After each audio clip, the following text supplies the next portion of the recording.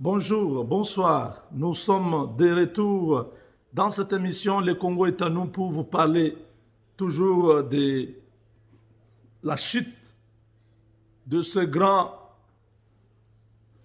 système qui était installé dans le pays, le kabylisme. La kabylisation est en train de vivre ces derniers moments en République démocratique du Congo. Le monde entier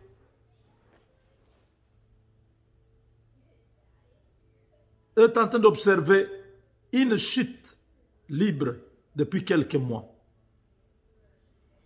Beaucoup de présidents africains se posent la question comment Tshisekedi a fait pour aussi se débarrasser de son prédécesseur sans canon, sans coup de canon, sans trouble dans le pays. Beaucoup de présidents africains se posent la question, quelle est la recette? Comment Tshisekedi a manœuvré? Ils avaient tous peur que ça dégénère au Congo.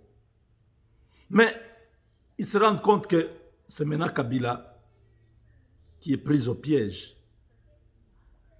Son statut d'ancien président est mis en jeu.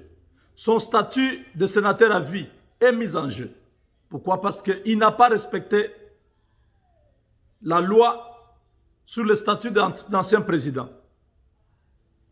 L'article 4 et 5 qui lui empêche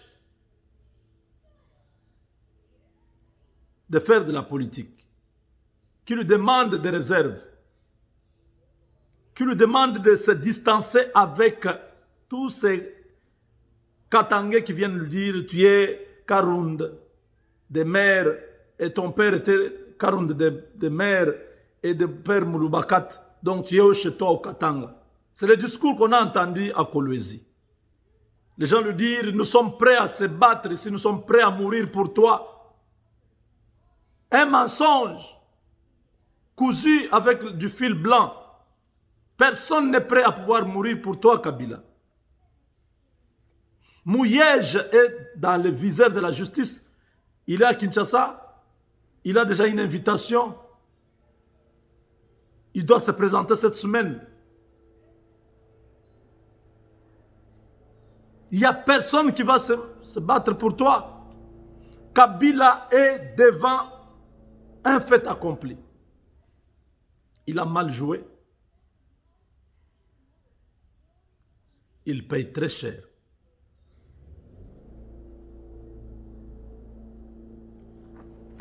Il avait toute la possibilité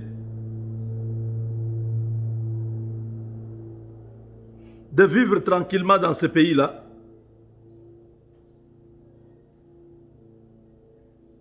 Sans que personne ne lui touche. Mais maintenant, comme ils ont tenté de tuer Tshisekedi, ils ont tenté de le renverser pour récupérer le pouvoir.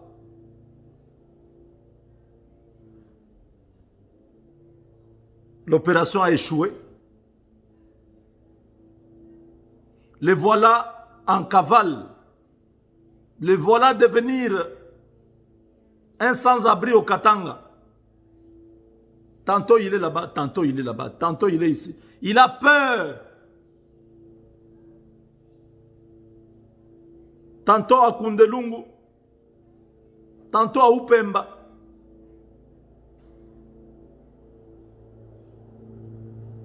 Kabila a pris la moitié du parc.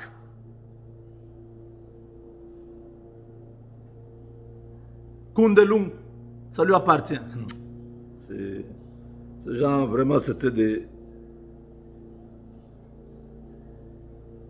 Même le diable s'étonne.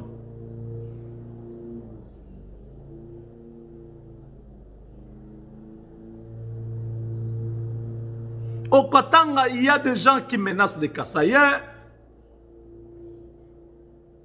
Vous croyez changer quoi? Vous avez envoyé Kyungu Mutanda en brousse pour qu'il commence la rébellion. Vous avez vu les avions de chasse là? Allez vous aventurer là-bas. Kabila est au bout du rouleau. Il ne fera rien. Il est complètement cerné. Il ne sortira pas. Il n'y a pas d'issue pour lui.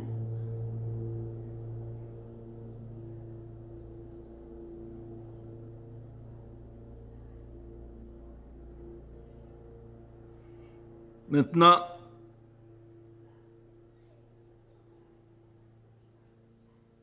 autour du président, l'ancien président, depuis la défaite de Mabunda, il y a trois groupes qui s'est formé. Le premier groupe, ce sont ceux-là qui sont à Lubumbashi actuellement. Les extrémistes là, qui croient que Kabila a encore un mot à dire dans ce pays, leur autorité morale. Donc voilà, ils peuvent reconquérir le pouvoir, ils peuvent aller corrompre encore les députés, ils peuvent surprendre Tshisekedi le 5 janvier. Ça, c'est la première catégorie. Ceux-là n'acceptent pas la défaite. La deuxième catégorie sont ceux-là qui ont admis que nous avons échoué. Notre gestion de la nation était catastrophique. Aujourd'hui, le peuple ne veut pas de nous. Pourquoi? Parce que nous avons mal joué. Et nous devons nous amender. Nous devons accepter de faire des réformes à l'interne. Changer Mouilania, mettre d'autres personnes, amener du sang nouveau et donner une nouvelle impulsion à notre politique. Ça, c'est la deuxième catégorie. Donc, ils admettent, ils veulent que les choses changent. Il y a la troisième catégorie qui admettent, qui ne veulent pas que les choses changent, qui ont carrément quitté, qui ont fait du bruit, qui ont fait des messages. À la télé, vous avez tous suivi.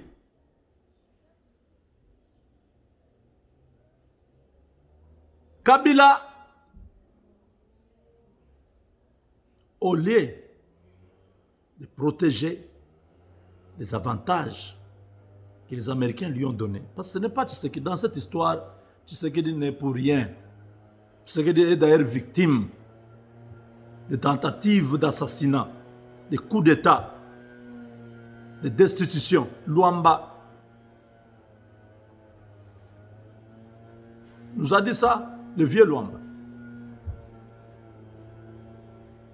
Vous voyez comment Tambou Mwamba est resté, il est devenu trop calme, il ne parle plus. Ils regardent tous leur survie politique.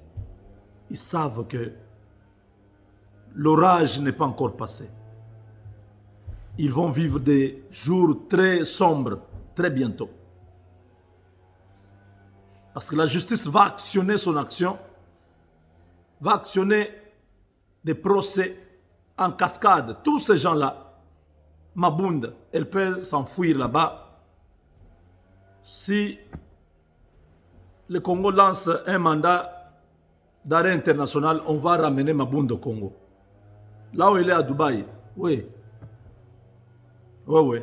Le PGR peut seulement... Umukamate. Elle va voir seulement l'Interpol dire, Madame Lioko, oui, c'est toi? Oui. Veuillez nous suivre, s'il vous plaît. Vous le suivez, vous entrez dans les locaux de la police de Dubaï là-bas. On vous dit, entrez dans ces camions-wagons jusqu'à l'aéroport. Tu dois rentrer dans ton pays, répondre à la justice. Personne ne va s'échapper. Nous avons dit que ces gens-là sont maudits. Leurs voix sont ténébreuses. et glissante. Leurs chemins sont ténébreux et glissants. Ils ne verront pas la sortie du Congo.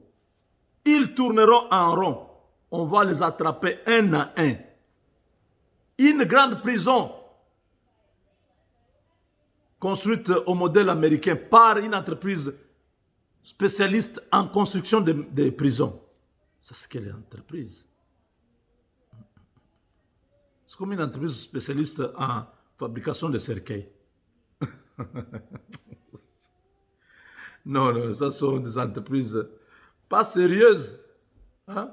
Donc vous êtes expert, vous calculez tous les jours comment empêcher à quelqu'un de s'évader. Il faut l'épaisseur du mur soit d'1 mètre. À l'intérieur, nous mettons des barres de fer cloisonnées et des barres de fer de 50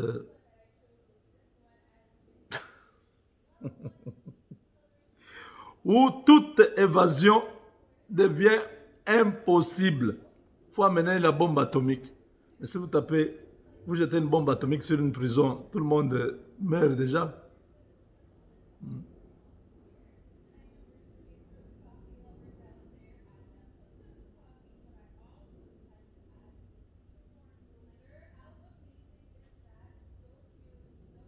Kabila est en train de prier en ce moment. Quelque chose arrive. Ils ont prévu des choses. Il n'a pas encore dit un dernier mot. Ils ont des gens autour du président Félix. C'est pourquoi la sécurité du président doit être toujours vigilante, doit être toujours présente. Il ne faut pas négliger un détail qui peut nous coûter très cher. Roubero en Afrique du Sud, qu'est-ce qu'il fait? Il n'est pas malade. C'est ce que Bizi Makara a fait en 1998. Il a disparu. Mouzé a constaté, oh, le ministre des Affaires étrangères a disparu. Nous étions infiltrés. Roubero a fui quoi? S'il est congolais, qu'il reste au Congo, il y a 500 personnes qui ont été guéries par l'équipe de Muyembe, l'équipe de Riposte. 500 personnes guéries à Kinshasa. Mais la même potion magique de Muyembe peut être appliquée à Roubero. C'est en Afrique du Sud où il y a beaucoup de morts, non? De Covid. C'est chez nous où il n'y a pas beaucoup de morts. Mais Roubero a fait le contraire. Donc il n'est pas parti avec Covid. Il est parti pour une raison autre que la maladie. On a arrêté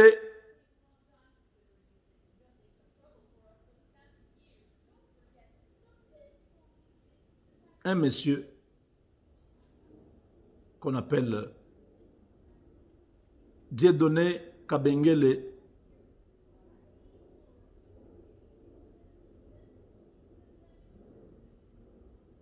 Oui, Dieudonné Kabengele.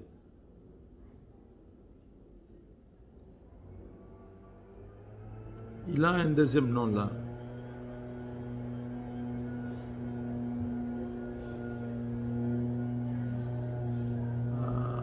Bon, ce deuxième nom là est parti.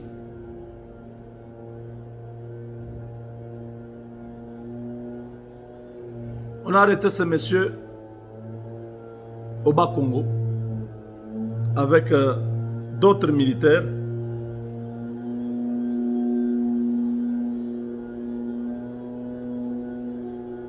Ce Jean, il est là. C'est un ancien officier de renseignement, Dieudonné Kabengele. Il a été arrêté au Bas-Congo. Ce monsieur que vous voyez, l'homme qui avait organisé les opérations de 1998 au Bas-Congo.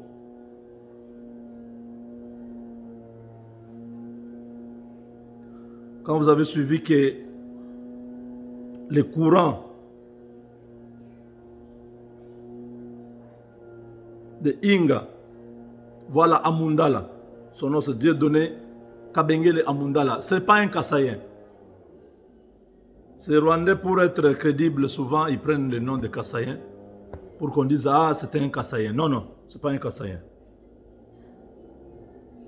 Donc, colonel Dieudonné Amundala, hein, il faut l'appeler Dieudonné Amundala. Enlevez Kabengele là. Il n'est pas Kassaïen. Le colonel Amundala appréhendé le week-end dernier à son hôtel. Il était à son hôtel au Bas-Congo.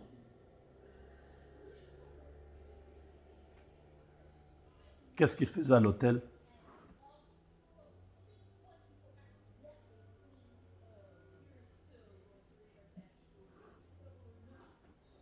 Le chef-lieu du Congo central, après un séjour de 4 jours, il était recherché pour s'être déplacé d'une province à une autre en violation des instructions de la plus haute hiérarchie de l'armée congolaise. Le colonel Kabengele Amundala Dieudonné était accompagné d'une autre personne et logé dans un hôtel situé dans la commune de Matadi. Un groupe de jeunes, plus d'une dizaine d'environ, venus également de Kinshasa, étaient logés dans une maison située non loin de l'hôtel où logeait le colonel. Ils étaient aussi appréhendés le même jour par les services de sécurité, a précisé notre source. En 1998, le colonel Amundala Dieudonné avait conduit la rébellion à partir de la cité côtière de Mwanda, où il avait fait atterrir les avions militaires venus de Goma. Son arrestation le samedi 26 décembre dernier fait revivre de mauvais souvenirs à toute la population du Congo central pour les affres de cette guerre de rébellion, notamment le pillage du port, la coupure du courant du barrage hydroélectrique d'Inga. Selon toujours notre source, après audition, le colonel Amundala Dieudonné a été acheminé avec d'autres personnes à Kinshasa, dans la capitale congolaise.